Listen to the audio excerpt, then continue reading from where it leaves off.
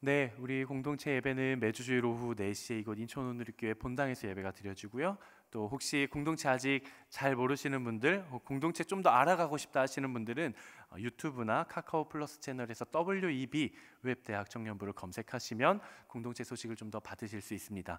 특별히 카플치는 꼭 친구 추가를 해 주셔야 합니다. 저희가 매주 들어가는 신청이나 공동체 소식이나 이 모든 것들이 온라인 주보를 통해서만 발송이 되고 있습니다. 따로 종이 주보를 사용하지 않고 있으니까요. 꼭 친구 추가를 해주시면 좋을 것 같습니다.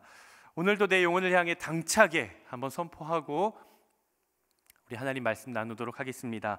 지나간 시간은 결코 나를 붙잡을 수 없습니다. 나는 새로운 오늘을 살 것입니다. 아멘. 이 거룩한 결단 위에 여러분들의 삶이 열매 맺게 되기를 주님의 이름으로 축복합니다.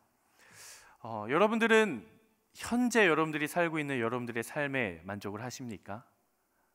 삶이라고 한다면은 어떤 내가 살아가고 있는 삶의 형편이나 환경이 될 수도 있겠고 나의 모든 백그라운드가 될 수도 있겠죠. 아주 단적인 예로 여러분들은 지금 다니고 있는 학교에 만족하며 다니고 계십니까? 그리고 일을 하고 계시는 분들은 지금 여러분들이 다니고 있는 회사, 직장 만족하며 살아가고 계십니까?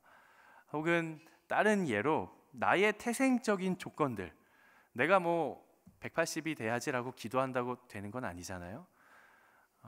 나의 태생적인 조건들, 키, 몸무게, 시력, 성격, 재정의 상황, 어떤 성품, 이 모든 것들에 만족하며 살아가고 계십니까? 그럼 질문을 한번 바꿔보죠. 나의 모든 재정적인 상황부터 나의 모든 태생적인 조건부터 나의 모든 백그라운드부터 모든 것에 만족하며 살아가는 사람이 있을까요? 만약에 있다고 하면 둘 중에 하나겠죠. 정말 그가 다 가졌거나 그의 성품이 좋거나 아마 단 한 명도 없을 거예요. 삶의 어떤 한 부분에서는 난 이 부분이 좀 더 이렇게 바뀌었으면 좋겠다. 아마 이런 마음을 아마 가지고 살아갈 것 같습니다. 제가 여러분들에게 재밌는 제가라고 한다면 좀 그렇고 누군가가 어떤 정체 모를 사람이 하지만 신뢰할 수 있는 사람이 여러분들에게 아주 비현실적이지만 재미있는 거래를 제안해 온다고 한번 상상을 해보죠. 한때 뭐 우리나라가 이제 외모에 굉장히 지금도 그런 것 같지만 한때 뜨거웠으니까 아마 지금 현재 내가 가지고 있는 키에 만족하지 않는 분들도 계실 거예요. 저도 늘 이야기해요. 몇 센치만 더 컸으면 좋겠다. 몇 센치만 더 컸으면 좋겠다. 혹은 저는 목사님 키가 너무 커서요 좀 불편해요 하시는 분들도 아마 계실 수도 있을 것 같아요. 제가 한때 이런 질문을 제안해 던진 적이 있어요. 친구들과 함께 나누면서 어떤 사람들이 여러분들에게 제안을 했다고 생각을 한번 해봅시다. 당신에게 키를 1cm를 팔겠습니다. 당신은 얼마까지 지불할 수 있겠습니까? 한번 생각해 보시죠. 지금 내가 가지고 있는 조건에 나는 몇 센치를 좀 더 사고 싶은데 얼마까지 나는 지불할 생각이 있는가? 혹은 이런 분들은 이렇게 생각을 한번 해보세요. 내가 키가 너무 큰데 좀 줄이고 싶은데 나는 얼마를 준다면 내가 좀 팔 수 있겠다 라고 하는 교만한 생각을 가지신 분들도 한번 생각을 해보세요. 마음속으로 좀 제가 말씀을 준비하면서 좀 물어보고 싶다라는 마음이 강력하게 들었으나 순식간에 이곳이 경매장이 될 것 같아가지고 제가 하지는 않기로 했어요. 저는 생각을 해봤을 때 사실 막 큰 금액을 지불하고 싶지는 않더라고요. 좀 아깝다는 생각이 들어서 1cm에 10만 원? 그 이상은 굳이. 여러분들의 표정을 보니까 어떤 분들은 저런 속물 키를 돈 주고 사다니 이런 생각을 가지신 분들도 계시고 생각보다 싸게 부르시네 이렇게 생각하시는 분들도 계실 것 같아요. 우리가 이 질문을 듣고 상상을 했을 때 어느 정도 내 안에 용납되어지는 지점이 있죠. 그 금액의 지점이 있어요. 그 금액의 지점은 뭔가 내 양심적으로도 무리가 오지 않아요. 그리고 세상의 기준이나 윤리 도덕적인 규범으로 보아도 뭔가 질책을 당하지 않을 것 같은 그런 금액이에요. 뭔가 이 정도 지불하면 나도 좋고, 이 정도 지불하면 그래도 어떤 사람도 좋고, 뭔가 이 우리 모두 윈윈이 될 것 같은 바로 그 지점이 아마 각각 있을 것 같아요. 어떤 분들은 뭐 10,000원, 나 10,000원 이상은 안 사, 이런 분들도 있을 거고, 나는 재정이 넉넉하니까 100만 원까지는 지불할 수 있을 것 같아요. 이런 분도 있을 것 같아요. 사람마다 다르지만 저마다 내 안에 책정한 지점이 있을 것입니다. 우리는 그 지점을 뭐라고 부르냐? 따라해 볼까요? 타협이라고 봐요. 나는 1cm, 고작 1cm 크자고 그 큰 금액을 난 지불하고 싶지 않아. 그래도 1cm를 살 때 너무 금액을 지불하면, 너무 작은 금액을 지불하면 좀 양심이 찔리지 않나? 한 요 정도는 내가 생각해 볼 만해 라고 하는 그 지점, 우린 그걸 타협이라고 불러요. 사실 너무나도 단적이고 또 극적인 상상이 더해진 질문이기는 하죠. 비현실적인 질문이기도 합니다. 그런데 사실 우리가 우리의 삶을 돌아보면 상당히 많은 우리의 삶의 부분에서 우리는 이렇게 타협을 하고 살아갑니다. 신앙에 있어서도 마찬가지죠. 내 인생에 있어서 나의 하루의 24시간 중에 나는 어느 정도의 시간까지는 하나님께 내어드릴 수 있는가? 나는 어느 정도의 내가 가지고 있는 재정 중에 요 정도는 내가 헌금을 할 수 있을 것 같아. 너무 적게 하자니 양심에 찔리고 너무 많이 하자니 부담이 되고, 그 적정한 지점을 우리는 찾아가기 마련인 것이죠. 내 인생에서 내가 하나님을 주인으로 모시기는 해야 되겠는데, 어떤 사람은 나의 인생의 모든 영역을 다 내어드리는 분도 있을 것이고, 어떤 사람은 하나님 여기는 안 될 것 같아요, 여기까지가 마지노선입니다라고 타협하는 사람들도 아마 있을 것 같습니다.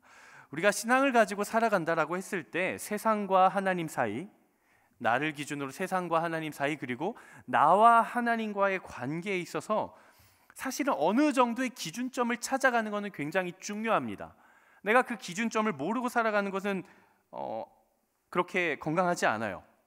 내가 그 기준점을 찾아가려고 하는 노력은 참 의미 있고 중요해요. 그런데 그 기준점이 어느 순간 타협되기 시작하고 기준이 무너지기 시작하면 그 기준은 한도 없이 끝도 없이 계속해서 무너져 간다라는 거예요. 근데 여러분, 우리가 한번 생각해 봅시다. 세상과 하나님 사이, 나와 하나님 사이 줄다리기를 할 때 우리가 타협점을 찾아요. 어느 중간에서 왼쪽이든 오른쪽으로 넘어진단 말이죠. 근데 우리의 빈번한 빈도수가 조금 더 하나님께로, 조금 더 하나님께로 가기가 쉽습니까? 조금 더 세상으로, 조금 더 세상으로, 조금 더 나에게, 조금 더 나에게 하기가 쉽습니까? 한번 타협하기 시작한 기준은 점점 하나님의 영역을 넓혀가는 것이 아니라 내 안에 또 다른 세상을 만들어내기 마련입니다. 오늘 우리가 계속해서 요한계시록에 나오는 요한계시록 2장, 3장에 나오는 소아시아 7교회에서 나누고 있는데요. 반복을 좀 해보죠. 첫 번째, 어느 교회였죠? 역시 반복된 학습은 효과가 큽니다. 첫 번째 교회 에베소, 두 번째 교회 서머나 교회, 세 번째 교회 버가모 교회, 그리고 오늘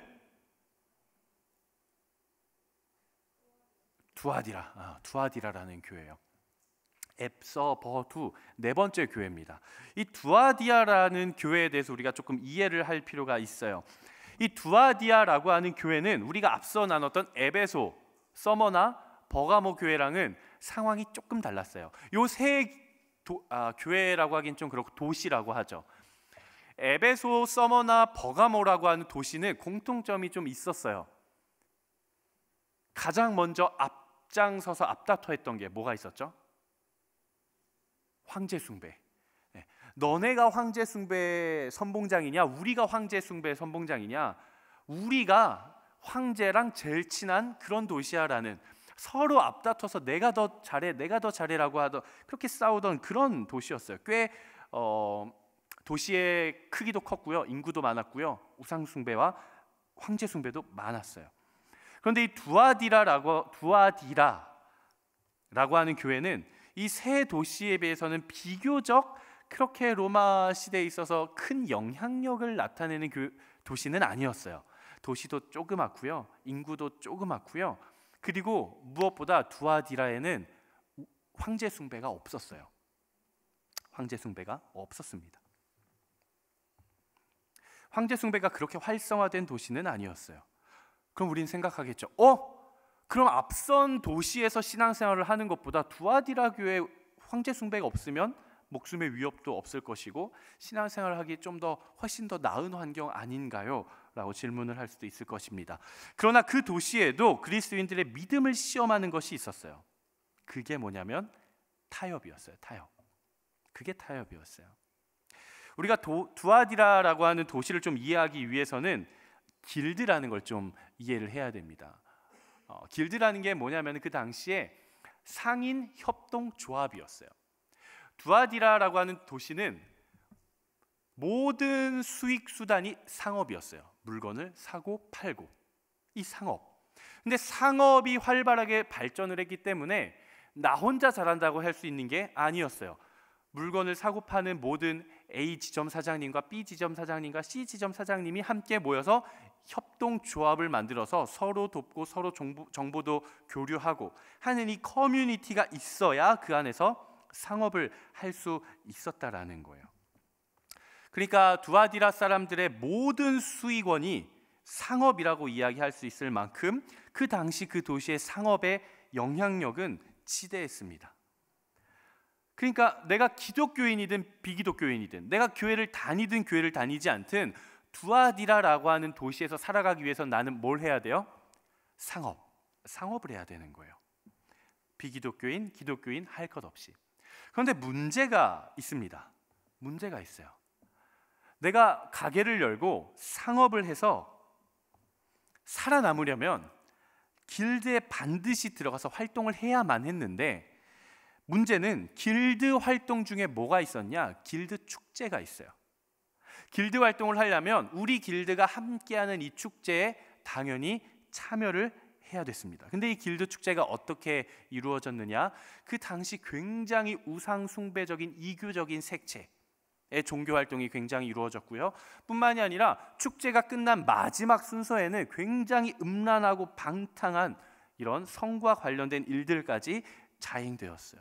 그러니까 우상 숭배와 음행이 이 당시에 길드를 가입하는 모든 사람들에게는 필수적으로 참여해야 되는 관문이었다는 거예요. 그러니 당연히 두아디라 교회 성도들은 고민이 될 수밖에 없었겠죠. 제가 상업은 해도 길드 활동은 좀 안 하고 싶어요라고 할 수 있었을까요? 그럴 수 없었습니다. 길드 축제 참여를 거절하는 것은 그 당시에 있어서 상상할 수도 없는 일이에요. 상업사회에서 신용과 직업을 잃어버리게 되는 것이고요. 두아디라 교회 성도들의 가장 큰 신앙의 문제점이 바로 그들의 실제적인 삶이 상업과 길드와 밀접하게 연결이 될 수밖에 없는 구조 속에서 살아가고 있다라는 거예요.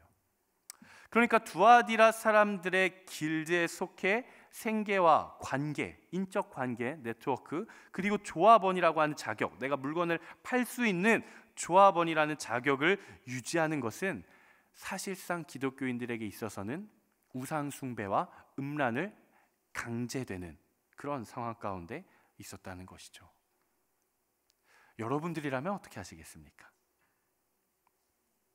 어떤 선택을 하시겠어요? 내가 하나님을 향해 가지고 있는 신앙을 지키기 위해 생업과 직결되는 길드 활동을 포기할 수 있을 것인가? 아니면 내가 생업을 지키기 위해 현실적이고 실제적인 생업을 지키기 위해 내가 가지고 있는 신앙을 적당히 포기할 것인가? 길드 활동을 포기할 것인가? 신앙을 포기할 것인가? 신앙을 붙잡을 것인가? 길드의 활동을 붙잡을 것인가? 만약 하나님을 향한 신앙을 지키기 위해 이 상인 협동조합인 길드 활동을 포기한다면 당연히 두아디라에서는 상업을 이어가기가 어려울 것입니다. 그냥 단순히 내가 돈을 못 버는 그런 차원을 떠나서 다른 사람들에 비해 소득도 낮아질 것이고요. 사회생활도 어려워질 것이고요. 아마 많은 무시를 당하겠죠. 쟤는 예수쟁이여가지고 활동도 안 한대. 무시를 당할 거예요. 아마 두아디라라는 도시에서 살아가기에 많은 기회를 잃어버릴 수도 있을 것 같습니다. 이런 사람들이 있겠죠. 하나님을 향한 믿음도 내가 어느 정도 지키고 상인 협동조합 사람들한테도 어느 정도 눈치 보이지 않는 선에서, 따돌림 당하지 않는 선에서 적당히 활동을 하면서 적당히 신앙생활도 하면서 두 마리 토끼를 다 잡으려고 하는, 내가 다른 사람들에 비해 경제적인 수익은 활성하게 상업 활동을 하지는 못하지만 먹고 살 정도의 수익은 좀 받아들이는, 온전히 믿음을 지키는 건 아니지만 그렇다고 믿음을 지키지 않는다고도 할 수 없는 그 중간 지대를 찾아 나서는 사람들도 아마 있었을 것입니다. 또 어떤 사람들은 하나님을 향한 믿음을 완전히 저버리고 협동조합 길드 활동을 통해서 축제에 마음껏 참가하면서 이교적인 종교 활동과 음탕하고 방탕한 쾌락의 문화를 즐기면서 길드 사람들과 벗삼아 수많은 인적 네트워크를 쌓고 수많은 부를 취한 사람들도 있었을 거예요. 여러분들이 두아디라 도시에 있는 두아디라 교회의 성도라고 한다면 여러분들은 어떤 선택을 하시겠습니까? 사실 참 쉽지 않은 선택이에요. 너 그걸 선택했어? 너 나빠. 너 그걸 선택했어? 너 나빠. 라고 누군가를 비판하거나 정죄하기에는 너무나도 어려운 선택이라는 것이죠. 사실 끊임없이 이러한 도전들이 우리에게도 찾아옵니다. 그렇지 않으세요? 학교에서, 직장에서 우리가 기독교인, 그리스도인이라는 정체성을 가지고 이 신분을 가지고 하늘에 속해 살아가는 것이 아니라 땅 위에 살아가다 보면은 내가 어느 순간 선택을 해야 될 때가 옵니다. 그럼 나는 하나님을 선택하십니까? 세상을 선택하십니까? 아니면 그 중간지대 애매한 곳을 선택하며 살아갑니까? 이 와중에 이세벨이라는 사람이 등장을 해요. 이세벨이 누구인지에 대해서는 성경이 정확하게 증언을 하고 있지 않기 때문에 이 사람은 딱 누구다라고 이야기를 할 수는 없어요. 다만 우리가 어떻게 이해를 하느냐, 많은 학자들이 어떻게 이야기를 하느냐, 아마 두아디라 교회 성도들을 유혹하는 거짓된 이단 교리의 지도자였을 것이다, 이렇게 많이 해석을 합니다. 이세벨은 끊임없이 두아디라 성도들의 마음을 갉아먹어요. 조금씩 유혹해요. 종용합니다. 이때 등장한 것이 영지주의라는 이단인데요, 아마 이 이세벨이 영지주의 이단의 지도자였을 거라고 봅니다. 이 영지주의 이단이 어떤 거냐면은 육신은 악해요, 영혼은 거룩해요. 우리가 예수를 믿고 구원받는 것이 영혼이 구원을 받기 때문에, 이미 구원받은 우리의 존재이기 때문에 육신으로 아무리 죄를 저질러도 우리의 영혼은 결국 구원을 받게 된다라는 아주 헛되고 거짓된 가르침이죠. 그러니까 이세벨이라는 사람이 이 거짓된 교리를 가지고 두아디라 성도들을 어떻게 현혹시키냐면은, 너 그리스도인이잖아, 너 예수 믿지? 너 그럼 구원 받았어. 예수님 다시 오실 때 네 영혼은 구원받고 하나님 나라에 속할 거야. 근데 육신은 거룩한 영혼을 가두는 더러운 감옥이야. 그러니까 더러운 감옥으로 아무리 죄를 지어봤자 그건 그렇게 큰 상관이 없어. 네 영혼은 깨끗하잖아. 그러니까 너도 길드에 가입하고 길드 축제에 참여하고 사회생활 하면서 너도 수익 받아들여야지. 너 가정도 있잖아, 아내도 있잖아, 자녀들 있는데 대학 보내야 될 거 아니야. 너가 언제까지 그렇게 자원봉사만 할 거야? 이제 일할 때 되지 않았니? 라고 유혹하는 것이죠. 우리가 살면서 이러한 이세벨의 유혹과 꾀임이 얼마나 많이 우리 안에 찾아오는지 모릅니다. 또 우리가 인생을 살아갈 때, 신앙을 가지고 살아간다라고 했을 때 얼마나 많은 타협점들이 우리 안에 찾아오는지 몰라요. 정말 많습니다. 다시 한번 말하지만 제가 여러분들을 정죄하기 위함은 결코 아니라는 점을 먼저 밝힙니다. 자, 11조 하십니까? 11조 활동 하시죠? 11조 하셔야 됩니다. 교회에 돈을 내야 된다가 아니라 여러분들의 신앙의 고백을 하셔야 돼요. 아마 많은 분들이 11조를 하실 텐데 제가 여러분들에게 질문을 하나 하죠. 여러분들의 11조는 새 전입니까? 새 후입니까? 여러분들이 그래, 나도 하나님이 주신 한 달간의 수익에서 10분의 1을 하나님께 내어드리면서 이것이 다 하나님의 것이었습니다라고 고백을 해야지. 근데 새 전으로 하자니 좀 크고 새 후로 하자니 내가 좀 세속적인 것 같고 어떻게 해야 되지? 제가 사역을 하고 있을 때 한 몇 년 전이에요. 몇 년 전에 한 자매가, 그때 제가 전도사였는데 찾아오더라고요. 전도사님, 왜? 제가 11조도 하고 선교 헌금도 하고 싶은데요, 제가 11조를 꼭 교회에 해야 되나요? 물어보는 거예요. 그럼 어디 하게? 자기가 아는 목사님이 개척을 하셨대요. 개척을 하셔가지고 그 교회 하고 싶은데 내가 섬기고 있는 교회가 있기 때문에 11조는 여기에 하고 거기에 선교연금을 따로 해야 되는 건지, 아니면 내가 드리는 11조를 그냥 거기에 드려서 해도 되는 건지 궁금해 하더라고요. 어떻게 생각하세요? 어렵죠. 어려워요. 제가 뭐라고 대답을 해줬냐면은, 너가 속한 교회 공동체가 있으면 거기에 11조를 해. 그리고 플러스 알파로 선교헌금을 따로 만들어서 그곳에 헌금을 해. 근데 너한테 부담이 되면 그 11조를 거기다 해도 돼. 근데 네 안에 양심에 찔림이 되면 둘 다 해도 돼.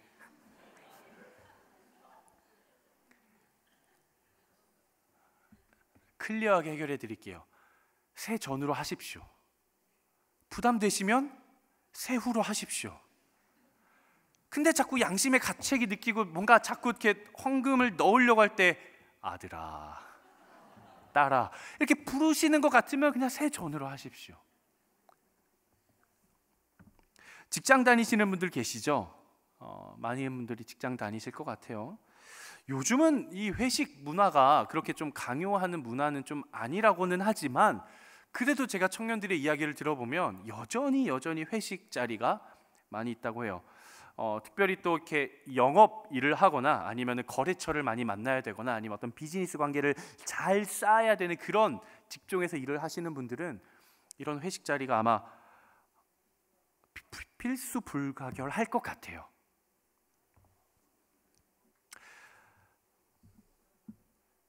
그럼 회식 자리를 하면 우리가 건전하게 한솥 도시락 갖다 놓고 같이 기도하고 먹으면서 사업 이야기를 하지 않잖아요. 세상 사람들은 당연히 술 한 잔은 좀 곁들면서 이런저런 이야기를 하기도 하고, 또 제 친구들이나 어떤 정말 실제적인 고민을 겪고 있는 청년들이 이제 신방을 찾아오면 꼭 회식 자리가 끝나고 나는 마지막에는 꼭 그렇게 성적인 문제와 관련된 것들에 거절을 해야 되는 그런 상황이 찾아온다고 하더라고요. 너무 힘들대요. 여러분, 2000년 전 두아디라 교회의 상업 활동과 똑같지 않습니까? 협동조합을 만들어서 길드 축제를 하는데 먹고 마시고 즐기는 것을 떠나서 우상 숭배와 그 끝에는 항상 성적 타락과 성적 유혹에 걸려 넘어지기 쉬운 상황들이 찾아온다는 거예요. 그 형제가 찾아왔어요. 너무 힘들어요, 목사님. 어떻게 해야 될지 모르겠어요. 근데 제가 그걸 다 거절하면 저는 일 그만둬야 돼요. 거래처가 다 끊겨요. 뭐가 맞는지를 모르겠어요. 저는 한편으로는 참 그런 직종에서 신앙을 가지고 일하고 있는 우리 청년들이 참 너무 대견해요. 저는 직장이 교회여가지고요.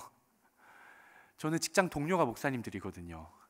그래서 그런 유혹에 있을 데가 없어요. 그냥 365일 그런 자리가 없는데, 어떻게 보면 그런 생각을 해요. 목사여서 믿음이 좋은 것이 아니라 도리어 우리 리더십들이, 우리 청년들이 정말 저 불지옥 같은 세상 가운데 믿음을 지키고 살아가는 저 청년들이 정말 너무 믿음이 좋다, 너무 대견하다 라는 생각을 합니다. 자책하진 않았으면 좋겠어요. 이 말인즉슨 여러분들이 세상 가운데 마음껏 누리고 나서 자책하지 말라는 의미가 아니에요. 여러분들이 그 고민하는 그 시간 동안 자책에만 머물러 있진 않았으면 좋겠어요. 도리어 그 고민들을 통해 더 나은 방향이 무엇일까를 고민하여서 나아갈 수 있게 되기를 축복합니다. 11조를 새 전으로 해야 되고 새 후로 계산해서 드리는 것은 여러분 타협입니까? 아니면 지혜입니까? 직장 회식 자리에서 분위기에 맞춰 술 한잔 같이 곁들이는 것은 타협입니까? 아니면 그것을 우리가 지혜라고 말할 수 있습니까? 주일 예배 꼭 교회 나오지 않고 그냥 온라인으로만, 그냥 내가 더 편하고 싶어서 누워서 예배 드리고 싶어서 교회 오고 다니는 시간이 너무 아까워서 그냥 온라인으로만 예배 드리는 것, 그것은 타협입니까? 아니면 우리가 지혜라고 부를 수 있는 것입니까? 무엇이 타협이고 무엇이 지혜이고 무엇이 신앙이고 무엇이 믿음입니까? 참 어렵죠. 어려워요. 그런데 여러분, 우리가 이렇게 어려운 이유는 사실 간단해요. 우리가 이렇게 어려운 이유는 뭡니까? 우리가 무엇인가를 결정해서 이루어지는 행동의 결과에만 기준을 맞추고 있기 때문에 그래요. 이 행동은 선이고 이 행동은 악이야, 이 행동은 지혜고 이 행동은 타협이야, 이 행동은 세상이고 이 행동은 하나님이야, 이렇게 1차원적으로 단편적으로만 생각하니까 우리의 시야가 좁아지는 겁니다. 왜 우리의 마음이 무겁습니까? 그 타협의 지점이 찾아왔을 때 하나님을 선택하지 않으면 뭔가 내 안에 죄를 범한 것 같은 그런 자책감 아닙니까? 내가 자유롭게 정말 자유함을 가지고 기쁜 마음 가지고 새후로 11조를 하지 못하는 이유가 뭐예요? 왠지 그렇게 하면 내가 하나님의 것을 도둑질한 것 같은, 뭔가 내가 잘못한 것 같은 그런 죄책감 아닙니까? 죄라는 것이 결부된다는 것이죠. 그럼 제가 우리 수련회 때도 많이 이야기를 하고 이 설교회 단에서도 참 많이 이야기를 해요. 죄의 헬라어의 원어가 뭐였죠? 헬라어 원어 하마르티아라는 단어였죠. 이게 뭐라 그랬죠? 화살이 궁수의 손을 떠나서 날아가는데 정확한 표적을 향해 날아가고 있지 않고 살짝 비껴나간 엉뚱한 방향을 향해 날아가고 있는 상태라 그랬어요. 내가 잘못 날려서 엉뚱한 곳에 쿵 하고 박힌 게 죄가 아니라 내가 날아가야 할 곳이 아닌 엉뚱한 방향으로 타협해서 날아가고 있는 그 마음의 상태를 가리켜서 성경은 죄라고 이야기를 합니다. 즉 죄라는 것은 어떤 행동의 결과값이 아니라 상태이자 방향이에요. 하나님이라는 관역이 아닌 나라는 관역, 세상이라는 관역, 타협이라는 관역을 향해 0.5조준하고 날아가고 있는 내 마음의 상태, 하나님은 그걸 책망하고 계신 겁니다. 우리는 질문해야 돼요. 이게 맞냐 이게 맞나가 아니라 나의 현재 행동의 방향은 하나님을 향해 있는가? 우리가 믿음을 가지고 신앙을 가지고 세상 속에 살아갈 때 끊임없이 타협의 유혹이 찾아와요. 이세벨의 목소리가 들려와요. 그때마다 여러분들이 행동할 수 있는 한 가지의 기준을 제가 제시해 드리겠습니다. 이 질문을 꼭 기억하십시오. 여러분들이 어떤 행동을 하기로 마음 먹었을 때 그 일을 지속했을 경우 나와 하나님과의 관계는 가까워지는가 멀어지는가, 이것으로 판단하십시오. 그냥 회식 자리에 가서 술 한잔 하면 죄고 술을 안 마시면 죄가 아니고, 이게 아니에요, 여러분. 그러면 제가 실제로 들은 질문이에요. 목사님, 제가 회식 자리에 가가지고 술을 어떻게 해서든 안 마시고 싶은데 분위기는 맞추고 싶어가지고 제가 한 잔 입에 넣고 삼키지는 않고 그대로 뱉고 입으로 헹궜거든요. 목사님, 제가 마시진 않았잖아요. 분위기도 맞췄고 마시는 척까지 해서 그들의 기분은 좋아졌고 나는 술은 안 마셨고, 이런 지혜가 또 어디 있습니까?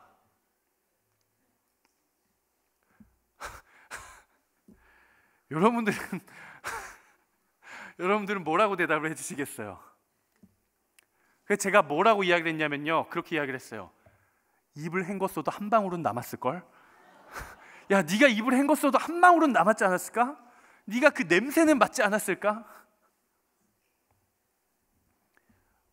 여러분, 우리가 그래도 온누리교회 웹대학 청년부에서 믿음을 가지고 신앙생활을 하는 믿음의 가족이라고 한다면 이런 초등학생이 할 법한 질문은 하지 않아야 되는 것 아닙니까? 그렇지 않아요? 마시고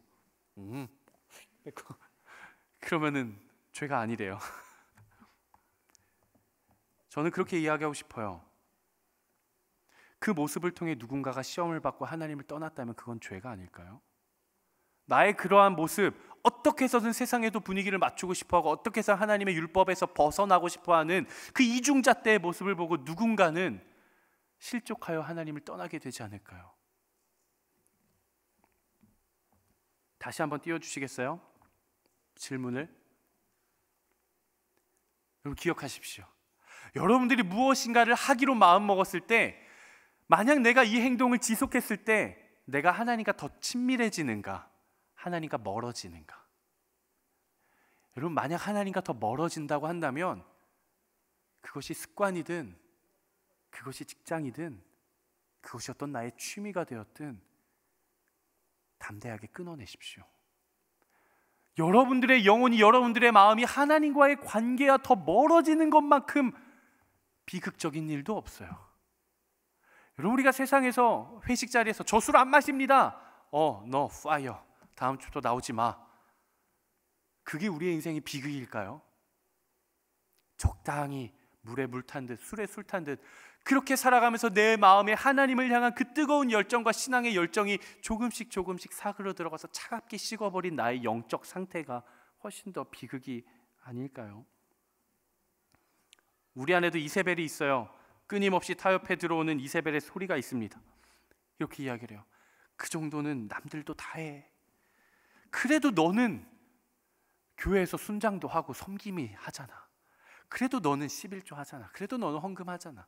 그래도 너는 큐티하잖아. 그래도 너는 예배를 가서 드리잖아. 그 정도면 너는 훌륭한 거 아니니? 제가 실제로 저희 같이 사역했던 목사님이 그러더라고요. 군 중위에서 이제 장교로 전역을 하셨는데, 이제 군부대에 있을 때 회식 자리가 있었대요. 그래서 높은 분들이랑 같이 회식 자리를 간 거예요. 그래가지고 이제 더 높은 직급에 계신 분이 이 어떤 목사님이었는데, 이렇게 소주잔에 꼴꼴꼴꼴꼴꼴, 자, 이중이 한 잔해. 그리스도인은 술을 마시지 않습니다. 괜찮아, 우리끼리 있는데 한 잔만 해. 한 잔이면 돼. 한 잔만 해. 직급이 높잖아요. 군대에서의 이 직급은 그냥 단순히 사회에서의 그것보다, 군에서의 직급은, 계급은 곧 법이에요. 상명하복. 이중이 한 잔만 해. 괜찮아. 고생했잖아. 교회 다니는 저는 마시지 않습니다. 거절을 한 거예요. 그러자 그분이 하시는 말씀, 나도 집사야. 한 잔 해. 그 목사님이 그렇게 이야기하셨대요. 진짜는 마시지 않습니다. 이렇게 얘기하셨대요. 모르겠어요. 그분이 이제 그래서 군을 전역하고 나오신 건지, 그래서 목회의 길을 가게 되신 건지 저는 판단할 수 없어요. 우리 주님만 아시겠죠. 근데 여러분, 그 믿음이 있었으면 좋겠어요. 내가 어떤 결정을 하든, 아까 그 질문 있잖아요.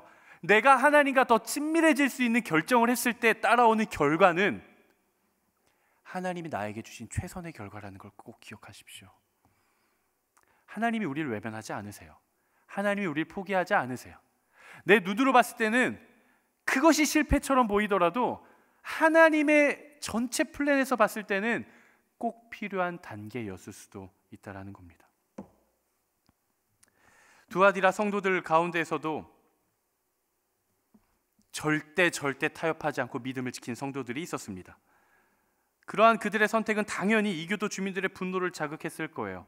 그리고 그로 말미암아 직업을 잃게 되기도 했었습니다. 사회적으로 매장을 당하는 경우도 있었습니다. 당연히 그들은 막대한 경제적인 손실을 입었을 거예요. 근데 하나님은 그들에게 말씀하십니다. 오늘 본문 24절, 25절 말씀인데요. 한번 같이 읽어보도록 하겠습니다. 시작.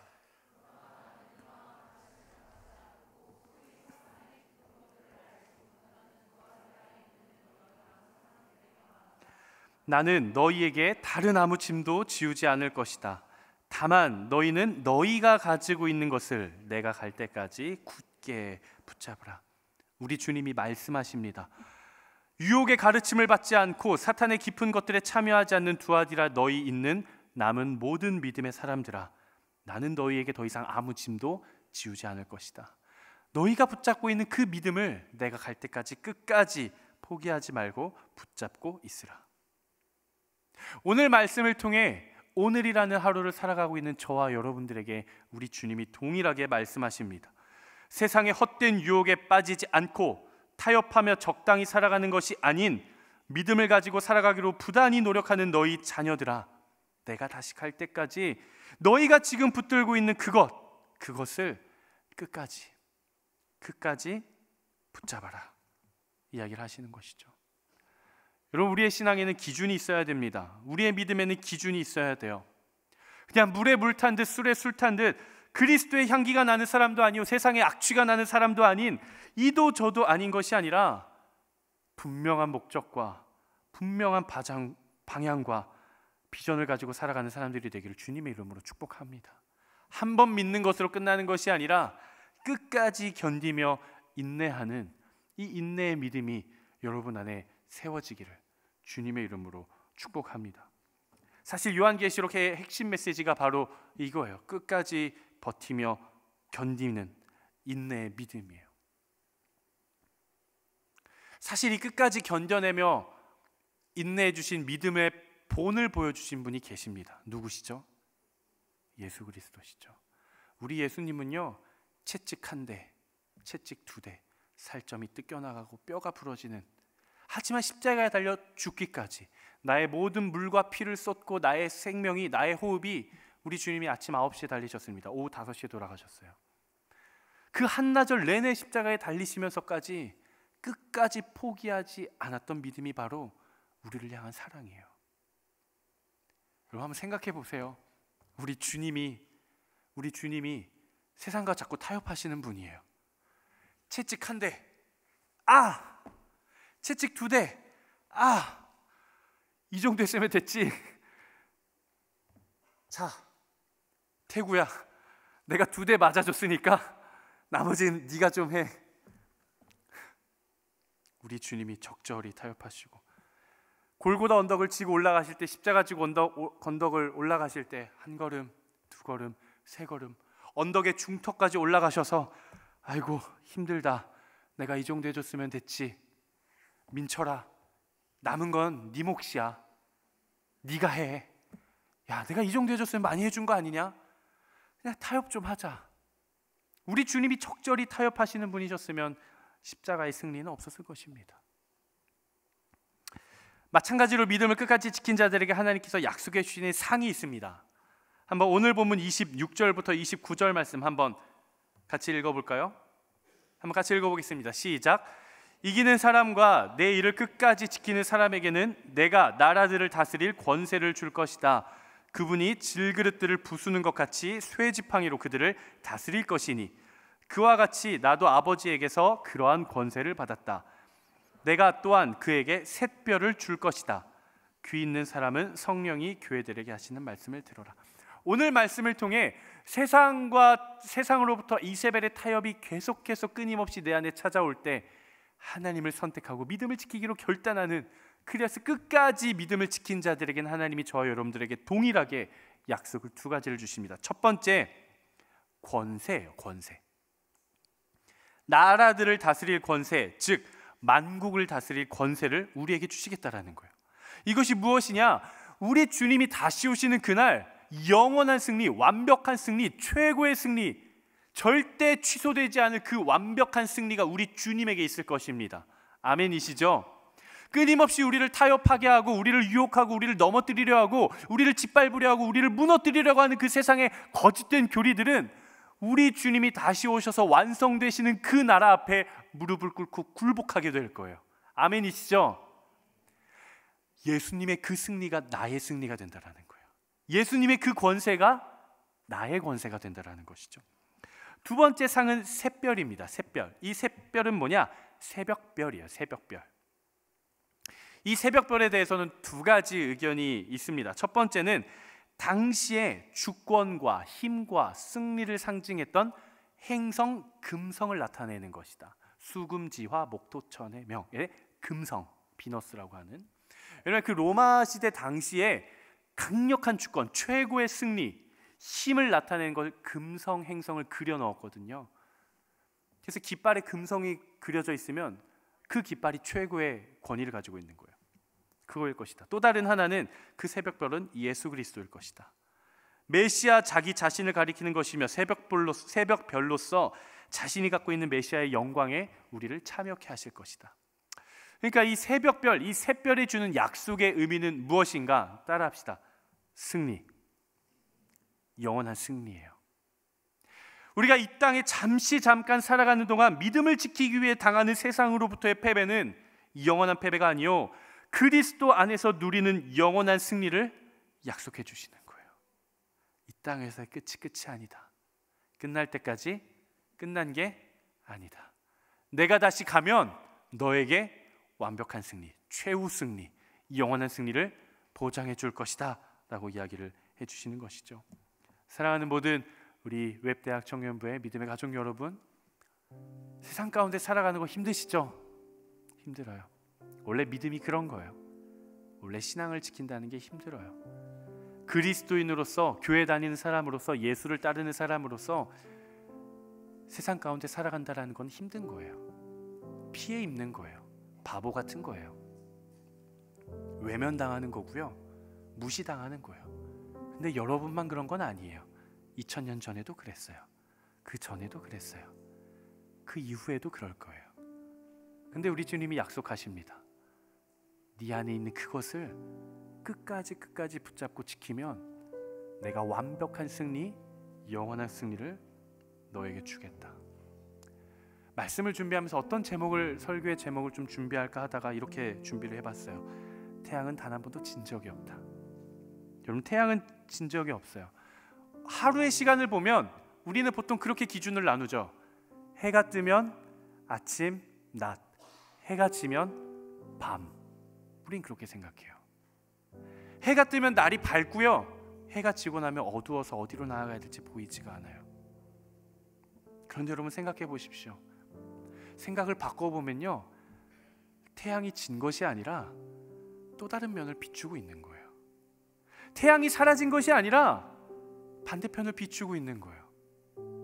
우리가 인생을 살아가다 보면 밝은 면도 찾아오고요, 어두운 면도 찾아와요. 우리의 인생이 밝을 때는 우리가 이야기를 하죠. 하나님이 나와 함께 하시는구나.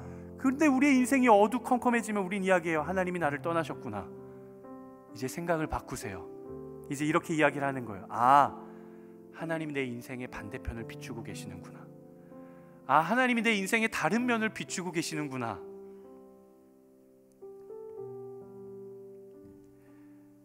태양의 빛이 아무것도 없는 날에는 달과 별이 밝게 빛납니다. 그런데 여러분, 달과 별은 광명체가 아니에요. 그들이 스스로 빛을 내지 않아요. 빛을 비추는 존재들이에요. 눈앞에 태양이 보이지는 않지만 어디선가 오는 그 빛을 내가 비추는 그러한 반사체입니다. 여러분 기억하십시오. 하나님은 단 한 번도 여러분들을 떠난 적이 없으세요. 예수님은 단 한 번도 여러분들을 포기한 적이 없으십니다. 그거는 지금까지의 마찬가지고요, 앞으로도 마찬가지일 거예요. 여러분들이 믿음을 가지고 살아가다 보면 밝은 날도 있겠죠. 잘 풀리는 날도 있을 거예요. 기쁜 날도 있을 거예요. 근데 슬픈 날도 있을 거예요. 억울한 날도 있고요, 외면당하고 쓰린 날도 있을 거예요. 근데 기억하십시오. 그때마다 기억하십시오. 아, 하나님이 내 인생의 다른 부분을 비추고 계시는구나. 태양이 나를 떠난 것이 아니라, 태양이 지는 것이 아니라 내 인생의 또 다른 부분을 비추고 계시는구나. 내가 그 빛을 비추며 살아가야겠다. 그렇게 결단할 수 있는 여러분 되시기를 주님의 이름으로 축복합니다. 이 시간 말씀을 붙잡고 함께 기도하며 나아갔으면 좋겠는데요, 한번 자리에서 함께 일어나 볼까요? 제가 한 주 동안 살아가면서 찬양을 듣는데, 와, 이 찬양이 제 마음에 쿵 하고 다가왔어요.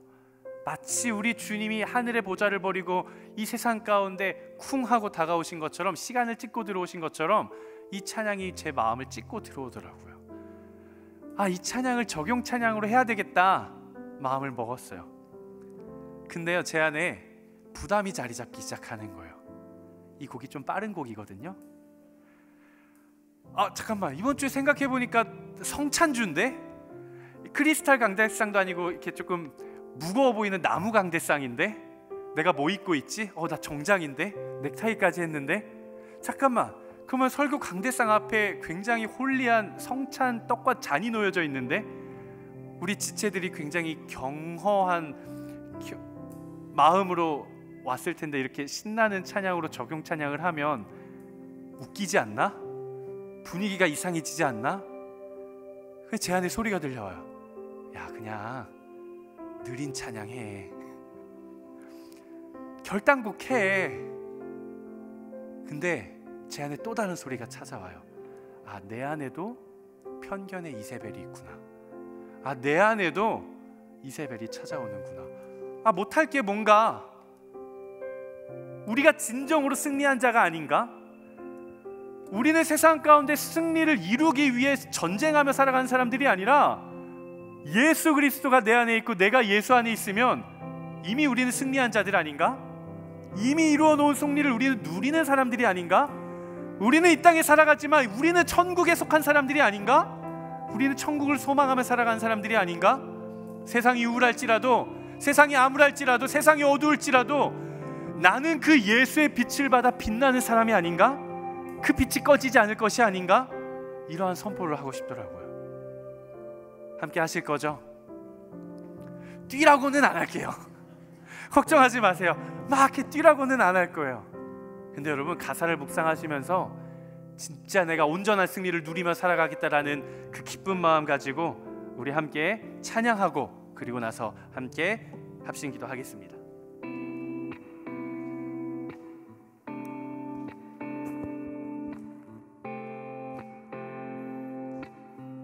고백할까요? 주님께 찬양을 드립니다. 우리 함께 고백합시다. 오 예수 높임 받으소서. 나의 주인 내 구원 이끄시는 분. 오 예수 높임 받으소서. 나 홀로 이길 수 없는, 나 홀로 이길 수 없는 싸움에 나 약히 무너져 있을 때 오 예수 강한 손으로 내 두 발을 주의 굳건한 땅 위로 일으키셨네. 흑암이 다가와 나를 짓누른데도 끝없이 찬양할 수 있는 건 난 예수의 날 빛이요 실패를 뒤집은 승리에. 우리 조금 더 조명을 밝혀주십시오. 주님께 찬양을, 주님께 찬양 드립니다. 오 예수 높임 받으소서. 나의 주인, 나의 주인 내 구원 이끄시는 분. 오 예수 높임 받으소서. 우리 2절로 고백합시다. 나 홀로 이길 수 없는, 나 홀로 이길 수 없는 싸움에 나 약히 무너져 있을 때 오 예수, 오 예수 강한 손으로 내 두 발을 주의 굳건한 땅 위로 일으키셨네. 흑암이 다가와 나를 짓누른데도 끝없이 찬양할 수 있는 건 난 예수의 날 빛이요 실패를 뒤집은 승리에. 우리 다시 고백합시다. 흑암이 다가와 나를 짓누른데도 끝없이 찬양할 수 있는 건 난 예수의 날 빛이요 실패를 뒤집은. 우리 다시 한 번 더 승리를 선포하며 흑암이 다가와, 흑암이 다가와 나를 짓누른데도 끝없이 찬양할 수 있는 건 난 예수의 날 빛이요 실패를 뒤집은 승리의 증인 되리라. 난 주 안에, 난 주 안에 주 내 안에 증인이 되리라. 여러분 그렇게 고백하시죠? 아멘. 난 주 안에 주 내 안에. 우리 고백합시다. 나는 주 안에, 주는 내 안에. 난 주 안에 주 내 안에 증인이 되리라. 난 주 안에, 난 주 안에 주 내 안에 증인이 되리라. 흑암이 다가와 끝없이 찬양할 수 있는 것 난 예수의 날 빛이요 실패를 뒤집은 승리에 우리 이 시간 할렐루야로 주를 높이며 나아갑시다. 할렐루야 할렐루야 할렐루야 우리 이 시간 목소리를 높여서 할렐루야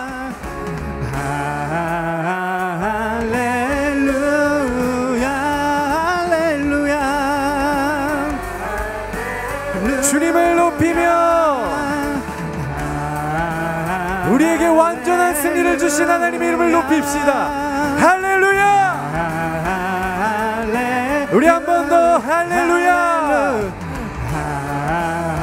할렐루야. 우리 마지막으로 할렐루야. 주의 이름을 높이며 할렐루야. 난 주 안에 주 내 안에 증인이 되리라. 여러분들의 목소리로 고백해 보십시오. 난 주 안에 난 주 안에 주 내 안에 증인이 되리라. 아멘. 우리 안에서 새 일을 행하신 하나님께 우리 영광의 박수 올려드리십시다. 아멘. 우리 시간 한번 같이 기도했으면 좋겠는데요. 여러분 이 시간 기도할 때에는 이렇게 기도합시다. 하나님 내가 승리하게 해주십시오가 아니라 내 안에 있는 승리를 발견하게 해주십시오. 하나님 내 안에 승리가 있는데 끊임없이 나는 패배감에 젖어 살았습니다. 죄책감에 젖어 살았습니다. 하나님 내 안에 있는 예수 그리스도를 발견하게 해주십시오. 내 안에 있는 십자가를 발견하게 해주십시오. 그리하여서 주께서 이미 이루어 놓으신 그 완전한 승리를 누리며 승리자의 인생으로 살아갈 수 있는, 그래서 그 예수의 거룩한 태양에 비친 나를 비추어 세상을 밝게 비추는 담대한 하나님의 사람, 그러한 나의 인생 되게 하여 주시옵소서. 나에게 믿음을 주시옵소서. 나에게 담대함을 주시옵소서. 나에게 거룩한 결단을 주시옵소서. 시간 주여 세 번 외치며 우리 함께 기도하며 나아가도록 하겠습니다. 기도하겠습니다. 주여, 주여, 주여. 내가 믿는 분 예수, 내가 속한 분 예수, 삶의 이유 되시네, 내 노래 되시네. 내가 믿는 분 하나님 내 안에 주님 승리를 주시옵소서. 내가 내 안에 온전한 승리를 주시옵소서. 오 주님, 우리가 주님을 향하여 나아가오니 주여 내 안에 온전한 승리와 하나님의 말씀과 하나님의 온전한 역사가 내 안에 나타나게 하여 주시옵소서. 하나님 내가 주님을 향하여 달려나갑니다. 하나님 붙들어 주시고 역사하여 주시고 하나님 일하여 주시길 소망합니다. 내 안에 아버지 하나님, 내 안에 믿음을 주시고 내 안에 있는 이 승리를 하나님 온전히 누리며 살아갈 수 있는 승리한 자들 되게 하여 주시옵소서. 세상 가운데 타협하며 세상 가운데 넘어지며 살아가는 자들이 아니라 하나님 내가 온전히 주를 바라보며 주의 승리를 경험하며 살아갈 수 있는 하나님의 사람들이 되게 하여 주시고 주여 역사하여 주시옵소서. 오 주님이라 주를 소망합니다. 하나님 붙들어 주시옵소서. 아버지 역사하여 주시옵소서.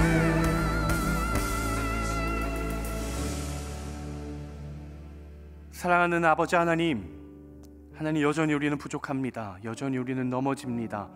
여전히 우리는 나약합니다. 하지만 주는 완전하십니다. 하지만 주는 능력이 있으신 분이십니다. 하나님, 그 십자가의 승리를 내 안에 허락하여 주시옵소서. 하나님, 내 안에 이미 심기어진 그 승리와 그 생명을 발견하게 하여 주시고, 세상 가운데 나아가 살아갈 때 실패와 두려움에 떨어 살아가는 것이 아니라 담대하게, 누구보다 당당하게 예수 그리스도의 빛을 비추는 그 날빛으로 살아갈 수 있는 하나님의 사람들이 되게 하여 주시옵소서. 그리하여서 나와 동행하시는 그 하나님이, 나의 인생을 비추시는 그 하나님이 단 한 번도 내 인생을 비추시지 않은 적이 없고 진 적이 없다라는 그 위대하고 놀라운 사실을 선포하며 하나님과 함께 동행하며 승리를 누리며 살아갈 수 있는 하나님의 사람들 되게 하여 주시옵소서. 끊임없이 세상으로부터 타협의 지점이 찾아올 때에 하나님 담대케 하여 주시고, 이 땅의 것들을 바라보지 않게 하여 주시고, 눈을 들어 하나님을 바라보게 하여 주시고, 하늘의 소망과 하늘의 보좌를 바라보며, 하나님, 우리가 이 땅에 발을 딛고 살아가지만 하늘을 바라보며 하늘을 소망하며 살아가는 거룩한 백성들 되게 하여 주시옵소서. 그렇게 우리와 함께 하실 것을 믿으며 거룩하신 예수 그리스도의 이름으로 기도드리옵나이다. 아멘. 우리 살아계신 하나님 앞에 우리 모든 영광의 박수 함께 올려드리겠습니다.